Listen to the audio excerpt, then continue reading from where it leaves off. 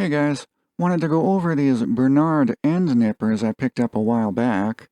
These were made by the William Schollhorn company and have 6 pivot points to offer increased leverage and cutting pressure. Here you can see the Bernard logo on the side, and if we look a little closer here, there's a puppers there. Yeah, Bernard used a St. Bernard dog as their mascot, pretty cool.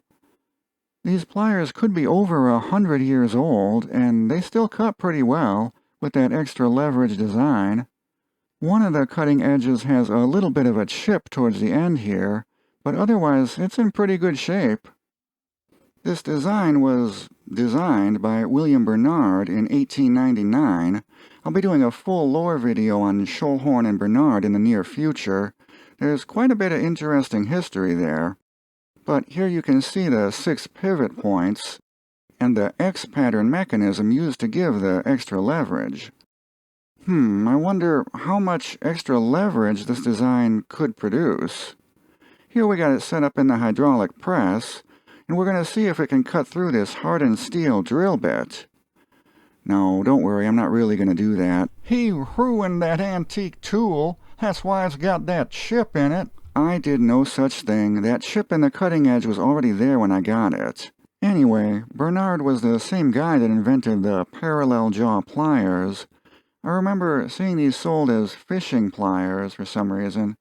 They have a similar multi-pivot point mechanism, so the pliers' jaws always stay parallel to each other, kind of a precursor to the Knipex pliers wrench. This pair is branded Sargent, so we know they were made after 1949. I suspect the end nippers are much older. If you notice on the nippers, all the pivot points are held together with screws and nuts, whereas on the Sargent pliers they're riveted together. So I'm guessing these nippers are pretty early production, probably early 1900s. These have another unique feature that I didn't notice until I looked at it in the patent drawings. But you can feed a wire through the center of the tool and go all the way through the pliers. I could see that being useful in some circumstances. You can't do that on a regular pair of end nippers. Of course, you could always just cut it off to the side, I guess, but it's still a cool design.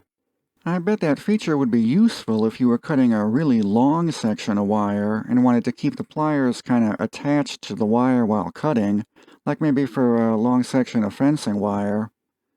Anyway, that's all I got for today.